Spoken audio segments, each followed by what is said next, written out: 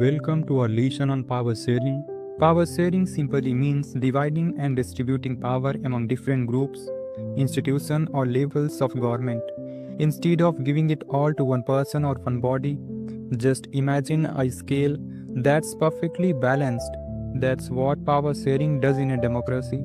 It helps maintain balance by ensuring that no single authority becomes too powerful or dominant. In a country like India, power is shared in many ways. For example, it is divided among the three main organs of the government: the legislature, which makes the laws, the executive, which implement them, and the judiciary, which interpret them.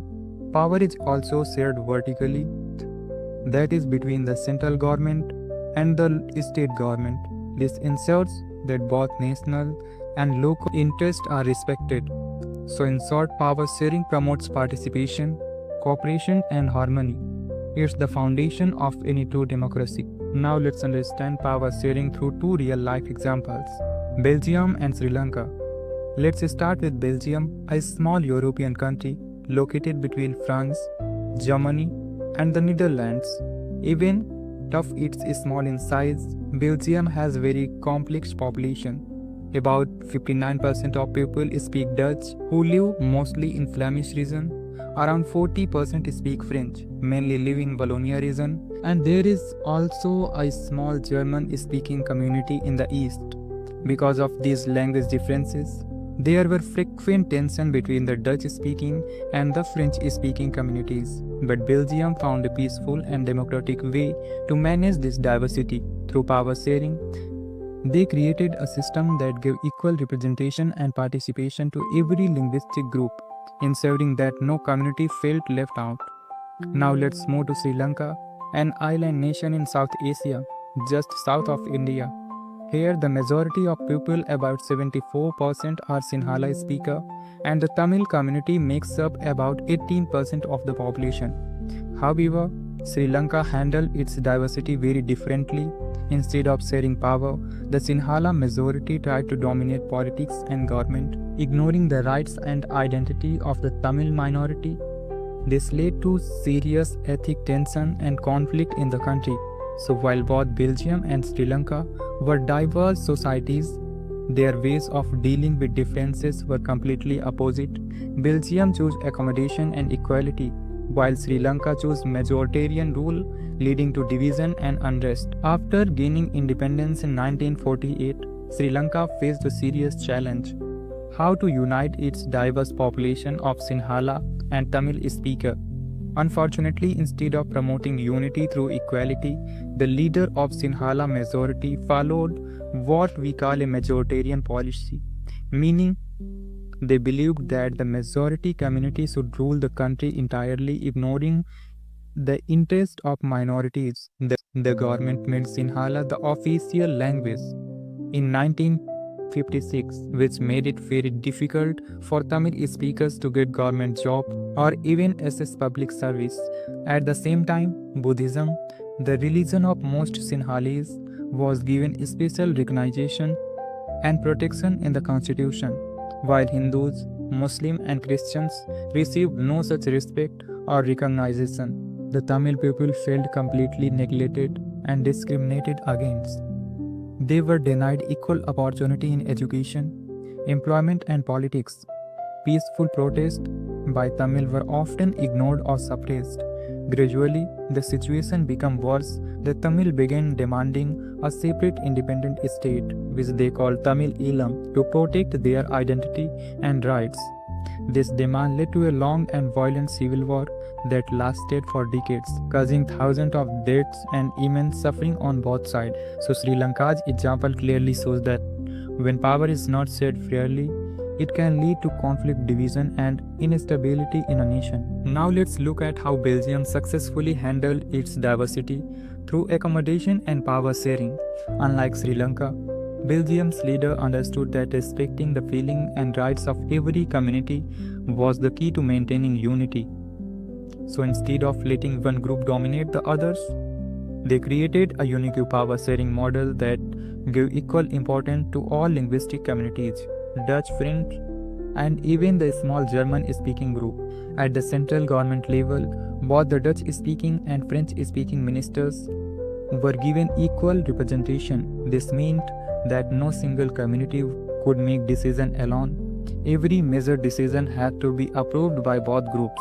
To manage local issue better, the country was also divided into state government, each representing one of the major communities. This allowed people to govern themselves in matters related to culture, education, and language, things that were most important to their identity. The capital city, Brussels, which had both Dutch and French speaking people, had a special arrangement. It was declared a bilingual region where both language and communities had equal rights and power. Because of these intelligent arrangements, Belgium was able to maintain peace, political stability, and national unity. Even though its society was deeply divided, this shows us that accommodation, not domination, leads to harmony, and that sharing power strengthens democracy rather than weakening it. Now that we have seen how different countries handle diversity, let's understand why power sharing is actually desirable, why it is considered essential in a democracy.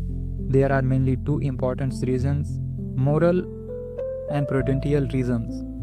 Let's start with the moral reason. In a democracy, every citizen has the right to be heard and consulted before decisions are made. Power sharing upholds this democratic principle by allowing people from different communities, background, and opinion to participate in governance. It gives everyone a sense of belonging and respect. In short, it is the right thing to do because democracy is about power sharing, not controlling it. Now, the prudential reason. These are practical reasons. When power is shared, it helps to avoid social conflict, especially in societies with many ethnic or linguistic groups. It ensures political stability because people feel their voices are represented in the system. Countries that do not share power often face unrest, protest, or even civil war, as we saw in the case of Sri Lanka. But when power is shared, it leads to peaceful cooperation, better decision making, and a stronger trust between people and their government. So, power sharing is not just a political idea, it is a foundation for unity, trust, and stability in any democratic country. Now, let's talk about a very interesting example: Khalila's dilemma. In this story, a student named Khalil raises a simple but powerful question: if everyone has power, then who will actually rule the country? It's a question many people have, and it helps us to understand that what power sharing really means. Power sharing doesn't mean that no one rules or that everyone makes all the decisions together in the confusion. Instead, it means that power is distributed among different people, groups, and institutions so that no one person or group can misuse it. For example, in a democracy, the legislature makes the laws, the executive enforces them, and the judiciary interprets them. Each branch has its own power, but also checks the other. This system keeps the government fair and accountable. So when Khalil wonders who will rule, the answer is: in a democracy, everyone rule in their own way. Citizens rule by choosing their representatives. Leaders rule by serving the people within constitutional limits, and institutions rule by ensuring justice and balance. That's the beauty of democracy. Real power lies not in one ruler, but in the participation of all. Now that we know why power sharing is important, let's see different forms in which power is shared in a democracy. Power sharing doesn't happen in just one way. It takes place at multiple levels and different between groups of society. Let's understand this form one by one. First, power is shared among different organs of government: the legislature, the executive, and the judiciary. This is called horizontal power sharing. Each organ has its own area of responsibility and they keep a check on one another. For example, the legislature makes laws, the executive implements them, and the judiciary ensures those laws are followed fairly. This prevents any one branch from becoming too powerful. Second, power is shared among different levels of government. between the central government and the state government. This is known as federalism. In India, for instance, the central government handles national issues like defense and foreign affairs, while state government manages local matters like education, police, and health. Both levels have their own powers and responsibilities, ensuring balance and cooperation. Third is power is shared among different political parties in a democracy. Parties compete in election and sometimes no single party gets majority. In such cases, coalition governments are formed where different parties share power and work together. This encourages dialogue and compromise in decision making. And finally, power is also shared among social groups. This ensures that minority, women, and disadvantaged communities such as scheduled caste and scheduled tribes, SC and STs, gets fair representation in government and society. Reservation, special provisions, and inclusive policies help bring equality and justice for all. So these four forms of power sharing among organs, governments, parties, and social groups work together. Together make democracy strong, fairly, and truly representative. Now let's look at how power sharing actually works in India, one of the world's largest and most diverse democracies. India follows a federal system where power is divided between the central government and the state government. This is known as vertical power sharing. The central government handled issues that concern the whole country like defense, foreign affairs, and the national finance, while the state government take care of local matters such as police, health, and education. Both levels of government have their own powers, responsibilities, and elected representatives which ensures cooperation and balance. But power sharing in India goes beyond just the central and state. It also includes social and political representation through the reservation system. India gives a special representation to weaker sections of society, including scheduled caste, scheduled tribes, and other backward classes. This helps ensure that people who are historically disadvantaged get equal opportunities in education, government job, and politics. Another form of power sharing in India happens through coalition government.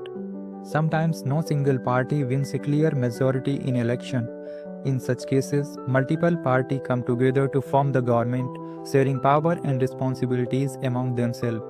This encourages dialogue, compromise, and shared decision making, which are all essential for a healthy democracy. So in India, power sharing happens in many forms between different levels of government, between political parties, and among special groups. All these systems together make India's democracy inclusive, stable, and truly representative of its diverse population. Now let's bring together everything we have learned by comparing the two countries. We studied Belgium and Sri Lanka. Both countries had diverse population with the people from different languages, region, and communities.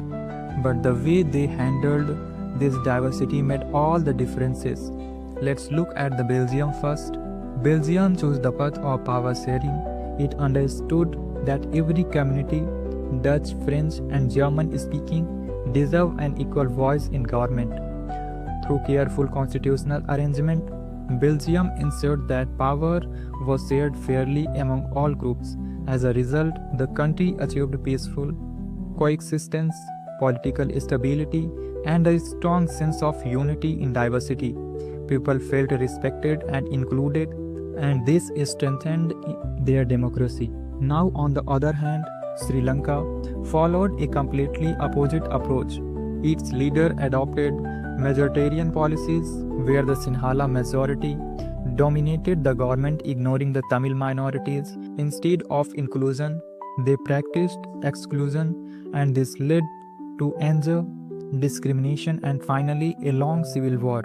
The result was violence, division, and deep social unrest, which harmed the country's unity and progress. So, what's the lesson we learn from both? It's very clear: power sharing power brings harmony, while concentrating power creates conflict. A successful democracy is not built by one group ruling over another, but by all groups working together with mutual respect and equality. Now let's talk about the benefit of power sharing, what it actually achieves for a country and its people. Power sharing is not just a political arrangement, it is a way of building trust, peace, and long term unity among citizens. First of all, power sharing encourages unity and trust. When every community group or individual feels that their voices matters, it creates a sense of belonging. People start believing that the government represents everyone, not just one section of society. This mutual trust strengthens the bond between citizens and their leaders.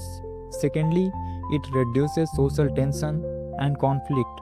When power is shared fairly, no group feels ignored or discriminated against. This prevents anger, protest, and division, and promotes a peaceful environment where people can live together and work together. Another important benefit is that it strengthens democracy. Democracy is not just only about election, it's about participation. By involving different communities, political parties, and institutions in decision making, power sharing makes the system more transparent, accountable, and responsive to people's needs. Finally, power sharing leads to inclusive development. When all groups, rich and poor, majority and minority, have a say in governance, the benefit of growth reach everyone. Policies become more balanced and fair, helping the entire nation progress together. So in simple words, power sharing builds trust, peace, equality, and unity, which are the true pillars of the strong and vibrant democracy. Now let's make this lesson interactive. It's time for you to think and discuss. Here the first question: why do you think Belgium succeeded in maintaining peace and unity while Sri Lanka failed to do so? Take a moment and think. Both countries had diversity, both faced challenges, yet their outcomes were completely different. Was it because of their attitude toward minorities or the way they shared power? Next, let's discuss something more personal. Imagine if your own community, people who share your language, culture, or background, were left out of important government decisions. How would you feel? Would you still trust the government? This question helps us understand why inclusion and participation are so important in a democracy. And finally, let's think about our own country, India. India already practices power sharing through federalism, reservation, and coalition politics. But how do you think India can improve power sharing even further? Maybe by increasing youth participation in politics, ensuring equal voice for local communities, or giving more powers to local government. Remember, democracy grows is stronger when citizens think, question, and participate. So take a few minutes to discuss these questions in your class and share your thoughts. That's how we truly understand the real of power sharing. We have now reached the final part of our lesson, and this is all about you. Now it's your turn to speak, to ask, and to share. Take a moment to think about everything you have learned today, from Belgium and Sri Lanka's experiences to the different forms and benefits of power sharing. If you have any doubt or question, don't hesitate to ask your teacher or discuss them with your classmate. Remember, asking question is the best way to deepen your understanding, because democracy itself is built on discussion, dialogue, and debate. You can also share what you found most interesting in this lesson. Was it how Belgium managed unity in diversity, or how majoritarianism caused a problem in Sri Lanka, or maybe how India practices power sharing in so many creative ways? And before we end, here's something to always remember. Power shared is power strengthened. When power is shared, it doesn't become weaker, it becomes wiser, fairer, and more meaningful, because real power in a democracy lies in participation, cooperation, and equality. So keep questioning, keep learning, and keep believing in the spirit of democracy. Thank you for joining me.